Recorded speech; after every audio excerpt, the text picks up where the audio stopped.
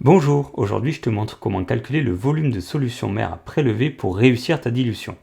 Imagine que tu disposes d'une solution mère de permanganate de potassium concentrée à 1 x 10-1 mol par litre. Ton objectif est de préparer 250 ml d'une solution Phi diluée à une concentration de 4 x 10 exposant 3 mol par litre. La question est simple, quel volume de solution mère dois-tu prélever pour faire ça? On aurait pu aussi te demander quelle pipette jaugée doit-on utiliser pour faire cette dilution, ça revient au même. Je te rappelle les formules utiles que l'on va pouvoir utiliser pour répondre à cette question.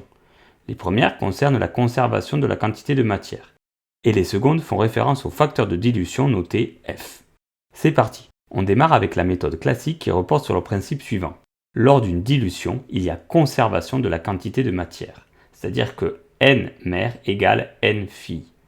Quand tu dilues, tu ajoutes juste du solvant. Au lycée, c'est souvent de l'eau. Et donc, la quantité de matière de soluté ne change pas entre la solution mère concentrée et la solution Phi diluée. Mathématiquement, comme N égale C fois V, ça veut dire que la concentration fois le volume de la solution mère est égale à la concentration fois le volume de la solution Phi. Ensuite, tu isoles ton inconnu. Ici, c'est le volume mère noté Vm. Pour cela, il faut faire passer Cm de l'autre côté de l'équation. Or, l'opération inverse de la multiplication étant la division, tu obtiens que V mère est égal à C phi fois V phi divisé par C mère. On passe au calcul, mais fais attention, vérifie bien que les concentrations sont dans la même unité. Ici c'est bon, ces unités vont pouvoir s'annuler et il ne nous reste plus que le volume qui lui est exprimé en millilitres. Donc le résultat de l'application numérique sera aussi en millilitres. On obtient 10,0 millilitres. C'est le volume précis que tu dois prélever à la pipette jaugée.